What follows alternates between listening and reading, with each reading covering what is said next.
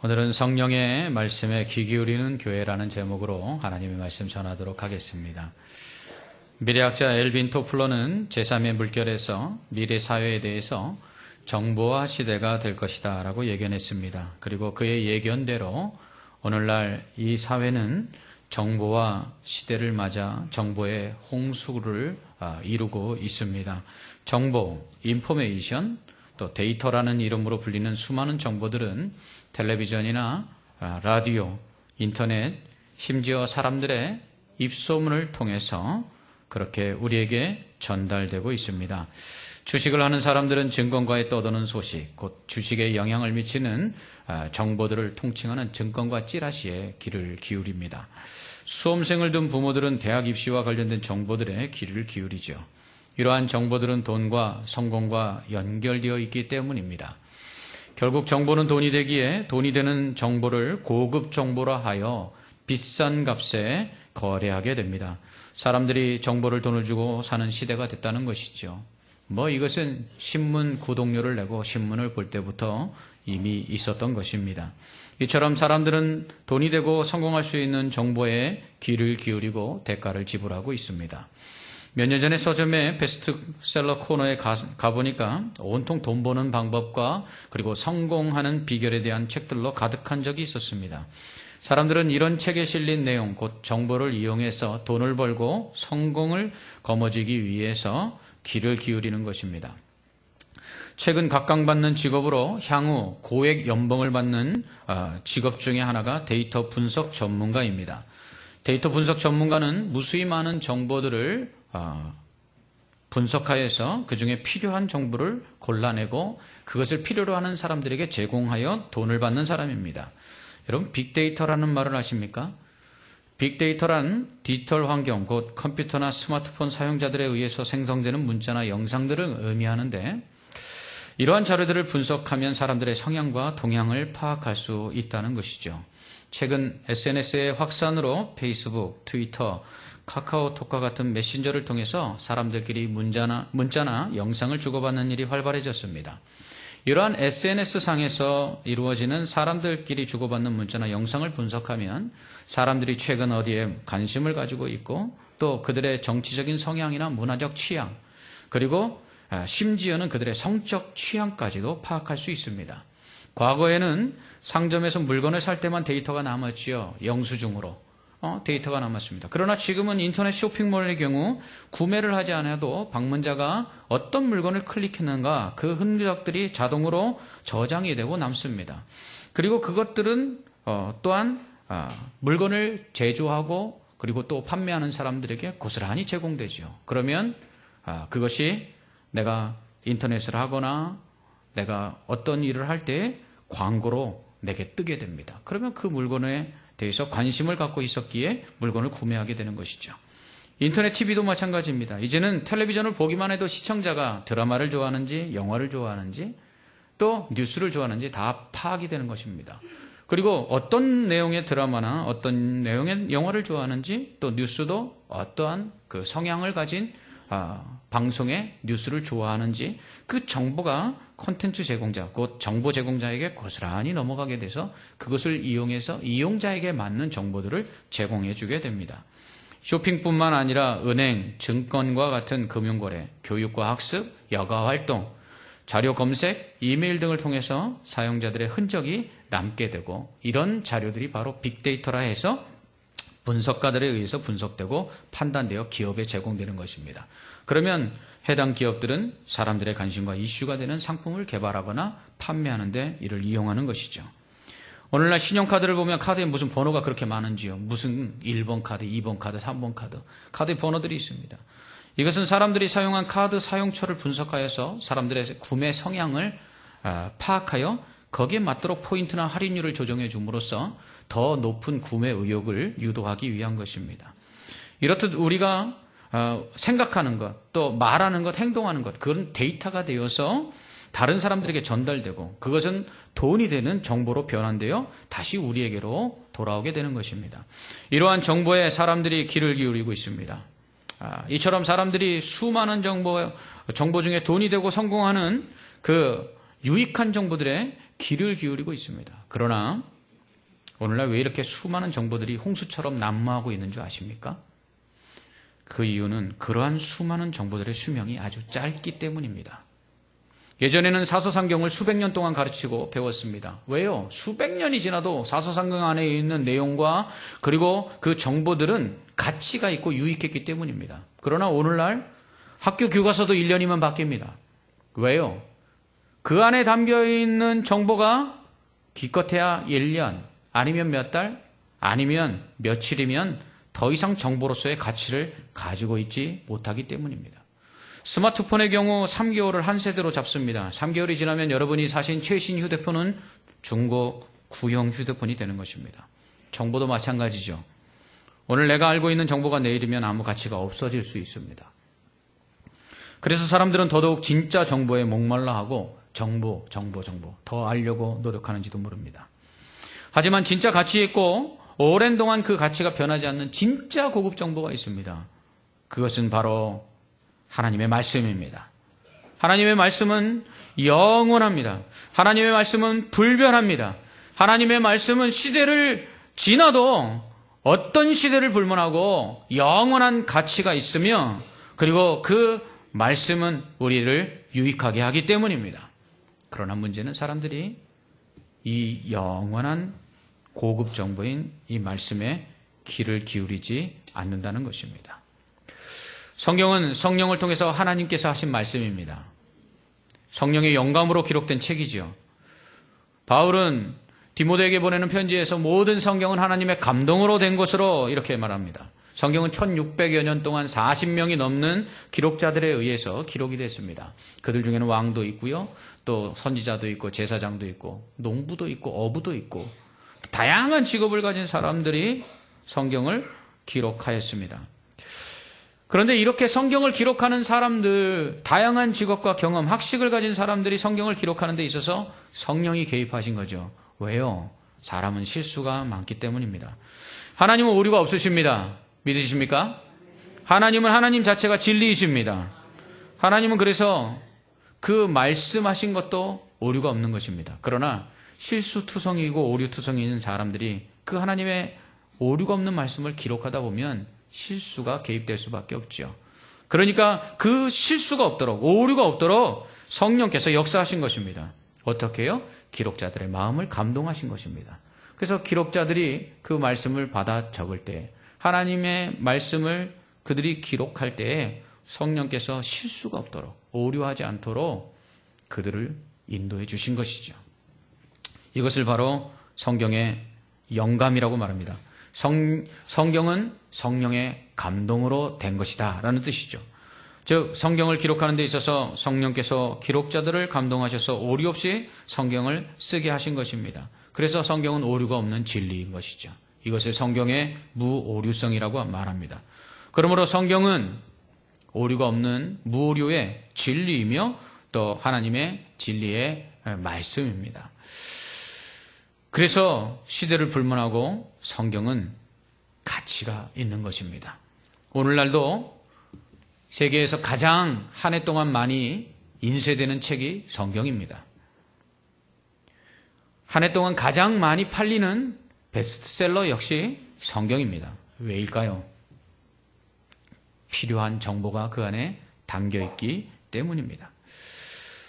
그 말씀은 그래서 믿을 수 있는 것입니다. 이렇게 성령을 통해서 하나님께서는 우리에게 말씀하고 계십니다. 오늘 본문에는 성령을 통해 하나님께서 교회들에게 말씀하신다 이렇게 기록하고 있습니다. 그런데 왜 이렇게 말씀하실까요? 그것은 교회가 성령을 통해 말씀하시는 하나님의 음성에 귀를 기울이지 않기 때문입니다. 오늘 말씀은 귀 있는 자는 성령이 교회들에게 하시는 말씀을 들으라고 말합니다. 여기서 교회는 성도를 의미합니다. 원래 교회는 그리스도를 믿음으로 고백하는 구원받은 성도들의 모임을 말합니다. 교회는 바로 성도들의 공동체입니다. 미금 중앙교회는 바로 여기 앉아있는 바로 여러분들이 우리 미금 중앙교회입니다. 지금 여러분들이 지금 앉아서 예배드리는 곳은 교회가 아닙니다. 이곳은 교회가 모이는 장소입니다. 교회인 여러분들이 모이는 장소가 바로 이곳입니다. 그래서 여기를 우리는 미금 교회당, 예배당이라고 부르는 것입니다. 교회는 바로 여러분입니다. 우리입니다. 만약 여러분들이 이 자리에 안 계시다면 이 건물이 덩그러니 남아 있어도 미금 중앙교회는 없는 것입니다. 교회는 건물이 아닙니다. 교회는 사람입니다. 지금 성령을 통해서 교회들에게 말씀하시는 하나님은 바로 사람들에게 말씀하고 있는 것입니다. 그러므로 예수 그리스도를 믿어 구원받은 성도인 우리는 성령을 통해 말씀하시는 그 하나님의 음성에 귀를 기울여야 합니다. 말씀을 들을 귀가 있어야 합니다. 여러분, 그런데 귀 없는 성도들이 있습니까? 여러분, 귀 한번 만져보십시오. 여러분, 귀 다 있죠? 근데 왜 귀 있는 자는 성령이 교회들에게 하시는 말씀을 들으라고 말씀할까요? 그것은 말씀을 듣고도 깨닫지 못하는 자들을 향해서 하시는 말씀입니다. 하나님은 불순종하는 이스라엘 백성을 향해서 내 백성이 눈이 있어도 보지 못하고 귀가 있어도 듣지 못한다, 이렇게 말씀합니다. 여러분, 이렇게 소리를 듣는 귀를 의미하는 것이 아니라 영적으로 하나님의 음성을 들을 수 있는 귀를 의미하는 것입니다. 결국 하나님의 그 말씀에 귀를 기울이는 사람은 어떤 사람일까요? 하나님께 마음을 두는 사람입니다.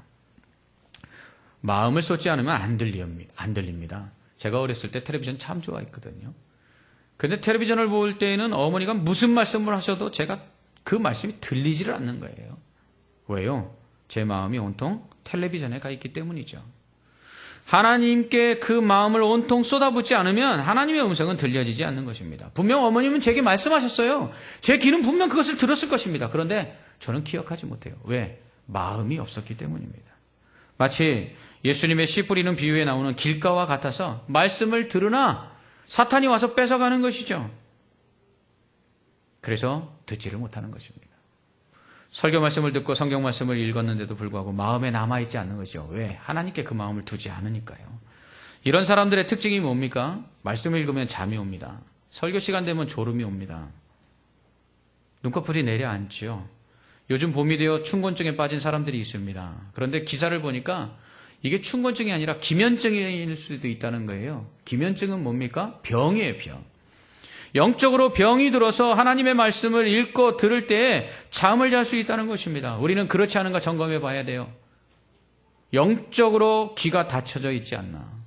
영적인 기면증에 걸려서 하나님의 말씀을 읽고 들으면 우리가 영적으로 깨어있지 못하여 잠자고 있지 않는가, 우리는 돌아볼 필요가 있습니다. 이런 사람들은 결국 하나님이 원하시는 신앙생활을 할 수가 없지요. 왜요? 어머니의 말씀이 안 들리는데 어떻게 어머님의 말씀에 순종할 수 있겠습니까? 하나님의 말씀이 귀에 들어오지 않는데 어떻게 순종할 수 있겠습니까? 이런 사람들의 특징은요, 그래서 자기 소견에 오른 대로 삽니다. 신앙은 있지만요, 말씀대로 삶 따로입니다. 하나님의 말씀보다는요, 세상의 헛된 이야기들이 훨씬 더 마음에 들어옵니다. 바울은 디모데후서 4장 3절로 4절에서 때가 이르리니 사람이 바른 교훈을 받지 아니하며 귀가 가려워서 자기의 사욕을 따를 스승을 많이 두고 또 그 길을 진리에서 돌이켜 허탄한 이야기를 따르리라 라고 말합니다. 여러분, 마지막 때가 되면요, 사람들이 특징이 있는데요, 주님이 재림하셔서 심판할 때가 가까우면 사람들이 진리에서 떠난다는 것입니다. 진리에 귀를 기울이지 않아요. 그리고 세상에 자기의 욕심을 채워줄 것들을 찾아서 그 욕심을 채워줄 소리에 귀를 기울인다는 것이에요. 마치 스승의 말을 듣듯이. 소위 믿음이 있다고 하는 사람들 중에서도 이런 사람들이 있을 수 있습니다. 이런 사람들은 귀를 다시 열어야 합니다. 하나님의 말씀을 다시 들어야 합니다. 그러기 위해서 하나님께 마음을 둬야 합니다. 교회가 성령을 통해서 말씀하시는 하나님의 음성, 곧 말씀의 귀를 기울여야 하는 이유는 다음과 같습니다. 첫째는요, 하나님의 말씀은 우리를 구원하는 생명의 말씀이기 때문입니다. 여러분, 세상 어떤 이야기가 우리의 생명을 구해줍니까? 여러분, 병원에 입원해 있는 환자들에게 가장 듣고 싶은 이야기는 뭘까요? 어떻게 하면 낫는가? 죽어가는 사람에게 가장 듣고 싶어하는 말은 뭘까요? 어떻게 하면 살 수 있는 거 아니겠습니까? 예수 그리스도를 믿으면 구원을 받고 영생을 준다는 이 고급 정보, 생명의 가치가 있는 이 말씀을 사람들이 그런데 안 들어요. 안 들어요. 이 말씀만이 우리를 살리는데, 이 말씀만이 죄에서 우리를 구원하는데, 이 말씀만이 우리를 천국에 들어가게 하는데 이 말씀 안 들어요. 모든 환난과 고난 속에서 우리를 위로해 주시고 그 환난에서 우리를 건져내 주시는 구원의 말씀이 하나님의 말씀인데 여긴 귀를 기울이지 않아요. 또한 하나님의 말씀에 귀를 기울여야 하는 이유는요, 그 말씀은 우리가 행해야 될 명령이기 때문입니다. 여러분, 하나님의 말씀은 옵션이 없어요. 해도 되고 안 해도 되고. 그런 게 하나님의 말씀에 통하지 않습니다. 하나님의 말씀은 그냥 순종해야 되는 것이에요. 하나님의 말씀은 좋든 싫든 순종해야 하는 명령이기 때문입니다. 그것을 행하지 않으면 벌이 있고요, 그것을 행하면 복이 있는 것입니다. 하나님의 말씀은요, 또한 귀를 기울여야 될 이유가 그 말씀을 들을 때 우리가 하나님께 영광을 돌릴 수 있기 때문이에요. 들을 때 믿음이 생기죠. 그리고 들을 때 그 믿음이 자라나죠. 그래서 하나님을 기쁘시게 할 수 있고 하나님께 영광을 돌리는 것이에요. 제가 왜 여러분들 제자훈련과 크로스웨이 또 기초양육반 이런 작은 교회에서 이제 한 몇 년 더 하면 더 이상 가르칠 대상이 없는 그 말씀을 가르치는 훈련에 제가 왜 이렇게 목매일까요? 오늘도 주일 오후 예배가 마쳐지면 3시간짜리 제자훈련이 기다리고 있습니다. 3시간 만에 끝난 적이 없어요. 우리 훈련생들이 얼마나 열심인지 기본이 한 3시간 반, 4시간을 합니다. 제가 왜 그렇게 말씀에 목을 맬까요? 여러분, 그래야 하나님께 영광을 돌릴 수 있는 사람을 만들기 때문입니다. 제자훈련을 하는 사람들의 고백이 그것입니다. 목사님, 제자훈련 받으면서 읽은 책이 내 신앙 경력 20년 만에 처음 읽은 신앙 서적입니다. 여러분, 20년 동안 신앙생활하면서 여러분들이 읽은 신앙과 관련된 책은 몇 권이나 되십니까? 여러분, 신앙생활 20년, 30년 하는 동안에 여러분이 정말 하나님의 말씀에 깊이 빠져들어 그 말씀을 묵상하고 연구한 적이, 또 외운 적이 얼마나 되십니까? 놀라운 사실은 어린 시절 신앙생활을 하지 않은 사람들 치고는 장년이 되어 신앙생활하는 사람들 중에 성경 구절 10개 이상을 외우고 있는 사람들이 지극히 적다는 것입니다. 여러분, 우리가 하나님의 말씀을 모르면서 어떻게 하나님의 영광을 나타낼 수가 있겠습니까? 또한 우리가 하나님의 말씀인 이 말씀에 귀를 기울여야 하는 이유는 그 말씀이 우리에게 복을 주기 때문입니다. 여러분, 복 받는 비결이 성경에 있어요. 여러분, 잘 되는 비결이 성경에 있어요. 왜 말씀 주셨습니까? 죄에서 구원하시고 우리에게 좋은 거 주시겠다고, 우리에게 복 주시겠다고 말씀하시는 거예요. 그 말씀을 듣기만 해도 복이 있다고 요한계시록은 말합니다. 그 말씀을 읽기만 해도 복이 있다고 말합니다. 그 말씀을 지키면 복이 있다고 말씀합니다. 여러분, 말씀을 들어야 되는 이유가 복이 거기 있기 때문이에요. 그렇다면 하나님은 성령을 통해서 교회 곧 그리스도를 주로 믿어 구원받은 성도들에게 뭐라고 말씀하고 있을까요? 우리가 지금까지 소아시아에 있는 7교회들을 향해서 주님께서 말씀하시는 그 내용들을 통해서 성령이 교회들에게 하시는 말씀이 무엇인가를 알 수 있어요. 첫째는 에베소 교회를 향해서는요, 그들의 수고와 인내를 칭찬하십니다.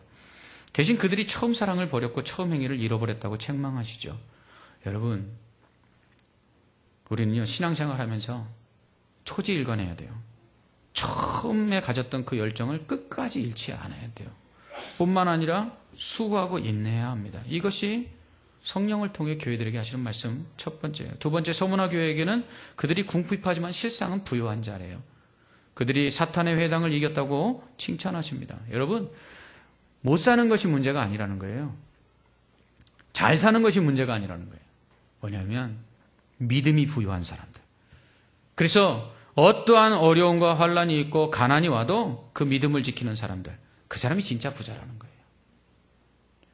버가모 교회를 향해서는 발람의 교훈을 따라 니골라당의 교훈에 빠져 우상을 숭배하고 행음하는 것을 책망하시죠. 우상 숭배하지 말라는 것입니다. 하나님보다 더 사랑하는 것이 있으면 안 된다는 거예요? 아니요. 하나님만 사랑하라는 거예요. 어떻게 남편이 아내도 사랑하고 다른 여자도 사랑하는데 아내를 다른 여자보다 더 사랑한다고 해서 그 남편이 잘한다고 칭찬받을 수 있겠습니까? 하나님과 겸하여 섬길 수 있는 것은 아무것도 없습니다. 음행하지 말아야 합니다. 두아디라 교회에게는 그들의 처음 행위보다 나중 행위가 더 많다라고 칭찬하시죠. 두아디라 교회는 처음 행위와 처음 사랑을 버린 에베소 교회하고는 정반대였어요. 신앙은요, 자라나야 합니다. 거짓 여선지자 이세벨을 쫓아 음행한 것에 대해서는 그러나 책망하세요. 교회가 오늘날 목사도 타락하고요, 성도들도 타락하고요, 얼마나 음행하는지 알 수가 없습니다. 오늘날 교회 안에 있는 청년들 중에 50% 이상이 혼전에 성경험을 했다고 그렇게 설문조사를 하고 있지 않습니까? 이게 오늘날 교회의 현실입니다. 사대교회를 향해서는 내 행위를 아노니 내가 살았다 하는 이름은 가졌으나 죽은 자로다 하며 책망하십니다. 회개를 촉구하시죠. 여러분, 오늘날 죽은 교회들이 있다는 것입니다. 어떤 죽은 교회들? 하나님이 원하시는 행함이 없는 것, 이거 죽은 교회입니다. 행함이 없는 믿음이 죽은 믿음이듯이 행함이 없는 교회는 죽은 교회입니다. 빌라델비아 교회에게는 사탄의 회당인 자칭 유대인들의 공격에 굴하지 않고 작은 능력을 가지고도 인내의 말씀을 지켰다라고 칭찬하시죠. 시험의 때를 면하게 하시겠다고 말씀합니다. 그리고 그들 앞에 구원의 문을 활짝 열어놓으셨다고 칭찬하십니다. 여러분, 능력이 많고 적은 게 중요한 게 아니라요, 믿음을 지키는 것입니다. 그게 능력 있는 거예요. 그러면 시험받지 않는다고 말씀합니다. 마지막으로 라오디기아 교회에게는 그들의 차지도 뜨겁지도 않은 미지근한 신앙 책망하시죠. 그래서 불로 연단한 금 사서 영적 가난에서 벗어나고, 안약 사서 그 영적으로 눈먼 그 눈을 뜨게 하고, 열심을 내고 회개하여서 차든지 뜨겁든지 열정을 가지라고 말씀을 하십니다. 그러면서도 그 미지근한 교회를 여전히 두드리신다고 그렇게 말씀하세요. 여러분, 우리에게 열정이 있어야 합니다. 영적인 온도는 항상 뜨겁든지 차든지, 그래서 우리가 하나님의 마음을 시원케 하든지 아니면 하나님이 맡기신 일을 잘 감당하든지 둘 중에 하나여야 합니다. 성령을 통해서 교회들에게 하시는 말씀을 종합하면 이것입니다. 믿음을 지키라는 것이에요. 잘 믿으라는 것입니다. 인내하라는 것입니다. 고난이 오지만 조금만 더 견디라는 것입니다. 사랑을 실천하라는 것입니다. 하다가 말지 말라는 것입니다. 미지근하지 말라는 것입니다. 열정을 가지라는 것입니다. 진리를 지키라는 것입니다. 그러면 흔들리지 않는다고 말씀합니다. 이런 사람들이 구원을 받고요, 이런 사람들이 하늘나라에 가서 천국에서 상을 받는다고 주님은 약속하십니다. 그렇습니다. 이러한 말씀에 귀를 기울여야 돼요. 오늘날 교회가 다시금 진리 위에 바로 서야 합니다. 그래야지만 이 시대를 변화시키고 하나님 앞에서 받은 바 사명을 감당하여 주님 앞에 서는 날에 칭찬받고 상 받는 교회가 될 수 있는 것입니다. 그렇다면 하나님께서 성령을 통해서 하시는 이 말씀에 귀를 기울이는 사람은 어떤 사람들일까요? 먼저 믿는 사람입니다. 하나님의 말씀은요, 믿어야 합니다. 믿어야 깨달을 수 있어요. 어떤 사람들이 이렇게 이야기합니다. 목사님, 하나님 말씀 믿을 수가 없어요. 어떻게 무슨 처녀가 아이를 낳고요, 어떻게 바다가 갈라지고요, 어떻게 떡 5개하고 물고기 2마리로 5,000명이 먹고 12바구니 이렇게 남을 수가 있습니까? 이거 이해가 되지 않습니다. 사람들은 이해가 돼야 믿으려고 해요. 그것이 과학적 실증주의를 살아가는 오늘날 현대인들의 약점입니다. 여러분, 과학적으로 증명되지 않는 건 진리가 아니래요. 그래서 성경을 연구하는 신학자들 중에서도 자유주의 신학자들은 홍해 사건을 갈대밭을 건넌 것으로 이렇게 해석을 하는 사람들이 있습니다. 그런데 하나님의 말씀은요, 믿을 때만 이해가 되는 거예요. 믿지 않으면 절대로 이해가 안 돼요. 하나님을 믿어야 하나님이 창조하신 것이 이해가 되는 것입니다. 예수 그리스도를 믿어야 그분이 동정녀로 탄생하셔서 죄 없는 몸으로 오셔서 우리를 위해서 십자가의 대속의 제물이 되셔서 우리를 구원해 주셨다는 것이 이해가 되는 것입니다. 예수 그리스도를 믿을 때 그분은 살아계신 하나님으로서 지금도 우리를 위하여 중보하고 계시고 우리와 동행하시는 임마누엘의 하나님이라는 게 깨달아지는 것입니다. 성경은요, 이해의 대상이 아니라 믿음의 대상입니다. 성경은 믿을 때 이해가 되는 것입니다. 그래서 예수님은 비밀이라고 말씀하셨어요. 이 비밀을 어린아이 같은 사람들에게 깨닫게 하심에 감사합니다. 왜요? 그들은 믿었기 때문입니다. 그러나 지혜 있고 슬기롭다고 하는 유대인들은 예수님을 믿지 않았기 때문에 그 예수님의 복음을 이해할 수가 없었던 것입니다. 하나님의 말씀은 믿어야 합니다. 그럴 때 우리가 하나님의 말씀에 귀를 기울이는 것입니다. 두 번째로 하나님의 말씀을 듣고 회개하고 변하다는 자가 귀 기울이는 자입니다. 하나님의 음성을 귀 기울일 때를 보면 대부분의 사람들은 어느 때 하나님의 음성에 귀를 기울이냐면 문제가 생겼을 때 귀를 기울입니다. 평안할 때는 하나님의 음성에 그리 민감하지 않아요. 왜요? 아무 일 없으니까. 하나님 말씀 안 들려도, 하나님의 말씀 안 읽어도, 하나님의 말씀 안 들어도 별로 문제가 생기지 않으니까 귀 기울이지 않아요. 그런데 어느 때 하나님의 음성에 귀를 기울이죠? 환난이 생기고 고난이 생기고 문제가 생기면 귀를 기울여요. 엄마 말 안 듣다가 매를 맞아야 정신 차리는 아이처럼 하나님의 말씀에 귀 기울이지 않다가 하나님께서 하나님의 이야기 좀 들으라고 징계하실 때 그때야 귀를 기울여요. 그래서 사업이 문제가 생기거나 또 실패하거나 자녀가 학교에 들어가지 못하거나 아니면 직장이 잘 안 되거나 결혼이 잘 안 되거나 아니면 몸에 질병이 걸리거나 그때서야 하나님의 음성이 무엇인지 들으려고 그래요. 그렇게 되면 목사에게 찾아옵니다.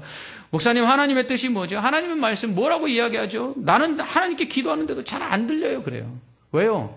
평소에 하나님과 커뮤니케이션 안 하니까, 평소에 하나님의 음성 듣는 법이 훈련이 안 돼 있으니까 하나님이 끊임없이 성경을 통해서 말씀하는데 무슨 뜻인지 알지를 못하는 거예요. 깨닫지를 못하는 거예요.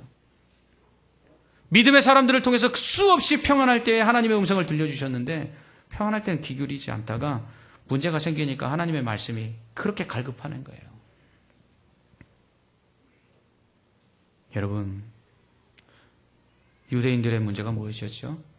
회칠한 무덤이었어요.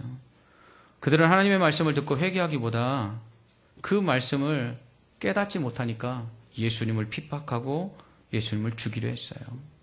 영적으로 들을 귀가 없는 자들의 특징이 뭔지 아십니까? 그것은 변화되지 않는다는 것입니다. 여러분, 우리가 하나님의 말씀을 들을 귀가 있는 사람은요, 변화되는 사람입니다. 새로워지는 사람입니다. 그것이 하나님께서 오늘도 변함없이 성령을 통해 말씀하시는 이유입니다.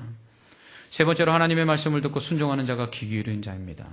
요한계시록 1장 3절은 이 성경의 말씀을 읽고 지키는 자, 읽고 듣고 지키는 자가 복이 있다고 말합니다. 여러분, 말씀을 듣고 행하지 않는 사람은요, 결국은 거울을 보고 가서 자기를 씻지 않는 자와 같다고 야고보는 말합니다. 여러분, 오늘 교회 오실 때 얼굴 씻고 또 거울 보고 오셨죠? 그런데 만약 여러분이 거울을 볼 때 얼굴에 검은 게 묻어 있다고 해봅시다. 여러분 어떻게 하고 오셨겠어요? 지우고 오셨겠죠? 다시 씻고 오셨겠죠? 그런데 말씀을 듣고 읽었는데도 불구하고 우리가 그 말씀대로 순종하지 않을 때에는요, 우리가 거울을 보고도 검은 것이 묻어 있는데 그것을 지우지 않는 것과 같은 어리석은 사람이라고 말합니다. 말씀을 들었습니까? 말씀을 읽었습니까? 그러면 그대로 살아야 되는 것이죠. 행함이 없는 믿음 죽은 믿음이라고 말하지 않습니까? 사랑은 말로 하는 것이 아닙니다. 순종은요, 행위입니다. 처음 사랑, 처음 행위를 잃어버린 에베소 교회와 반대로 두아디라 교회는 나중 행위가 더 많았다고 말합니다. 크게 칭찬받는 이유예요. 순종이 제사보다 낫다고 사무엘 선지자는 말합니다. 듣는 것이 수양의 기름을 드리는 것보다 하나님을 기쁘시게 한다고 말합니다. 순종이 곧 예배입니다. 여러분, 순종하지 않고 드리는 예배는 예배가 아니에요. 이사야 1장에 보면 하나님 앞에 무수한 제물을 드리는 그 이스라엘 백성을 향해서 이렇게 말합니다. 너희가 제물을 너무 많이 드리는 것에 대해서 내가 질렸다. 너희가 이렇게 많은 예물을 드리지만 결국은 너희 손에 피가 묻어 있고 너희가 범죄하고 우상 숭배하면서 나에게 와서 예배를 드리느냐? 가증하다. 심지어 하나님께 드리는 예배를 가증하다고 말씀하세요. 더 나아가서 뭐라고 말하는 줄 아십니까? 너희가 내 마당만 밟는다고 말합니다. 여러분, 우리가 하나님의 말씀을 듣고 순종하지 않고 하나님 앞에 드리는 예배는요, 이 예배당 자리에 앉았다 가는 것에 불과하는 것입니다. 하나님의 말씀에 순종해야 합니다. 그 말씀을 또한 전하는 자가 하나님의 말씀에 귀를 기울인 자입니다. 좋은 말씀 들었는데 안 전할 수 있어요? 여러분, 누군가 흉보는 이야기만 들어도 가슴에 담아두면 담아둘 수가 없잖아요. 야, 누가 이랬대. 그러면 어딘가 누구에게 전해야 되겠다는 사명감에 불태갖고 막 전하지 않습니까? 그런데 이 좋은 복음은 왜 전하지 않습니까? 여러분, 이 복음을 전하는 자가 하나님의 말씀에 귀를 기울이는 자예요.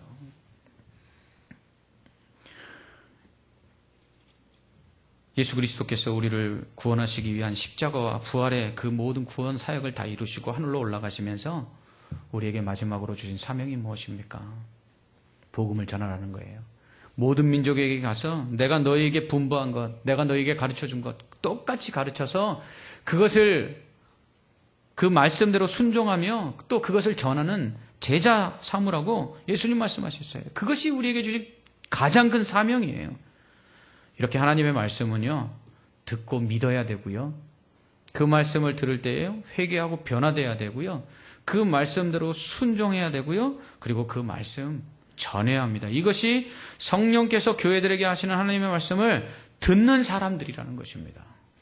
이렇게 성령을 통해 교회, 즉 성도들에게 말씀하시는 하나님은 오늘날 목사를 통해 그 말씀을 전달하십니다. 그렇게 많은 목사들이 청중들에게 들리는 설교를 해야 한다고 말합니다.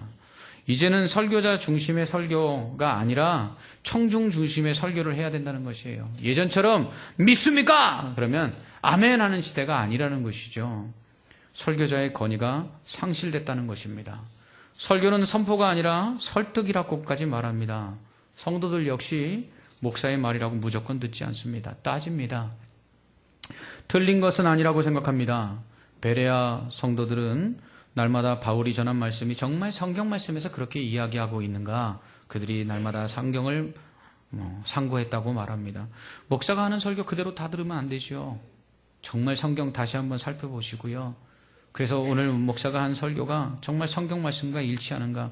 여러분 따져봐야 합니다. 그래야 목사들도 더 열심히 성경 연구하고 설교하지 않겠습니까? 그러나 오늘날 안타깝게도 목사의 설교를 따지는 많은 사람들이 목사의 설교가 성경적인가 아닌가를 따지기보다는 오늘 목사가 내 마음에 맞는 설교를 했는가 안 했는가를 따진다는 사실입니다. 이래서는 안 됩니다. 목사는 성경대로 전해야 합니다. 성경만을 전해야 합니다. 하나님의 말씀만을 전해야 합니다. 자신의 경험과 자신의 지식을 자랑하는 시간이 절대로 아니라는 것이죠. 그리고 성도들은 선포되는 말씀을 하나님의 말씀으로 받아야 합니다. 정말 성경 말씀이 그런가? 그 말씀을 묵상하고 연구해야 합니다.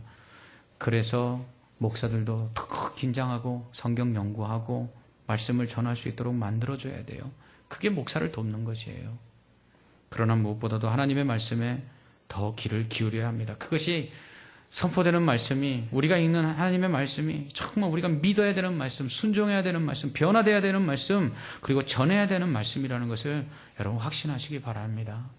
오늘 말씀을 정리하면서 하나님의 그 말씀에 귀를 기울이시는 성도들 되시기를 바라면서 정말 한 가지 당부하는 건요. 여러분이 믿는 말씀은요, 아무것도 아닌 것이 아닙니다. 여러분이 믿는 그 말씀은요, 진리이고요, 생명이고요, 능력입니다. 여러분 제발 말씀 붙잡고 사시기 바랍니다. 그 말씀 안에서 흔들리지 마시기 바랍니다.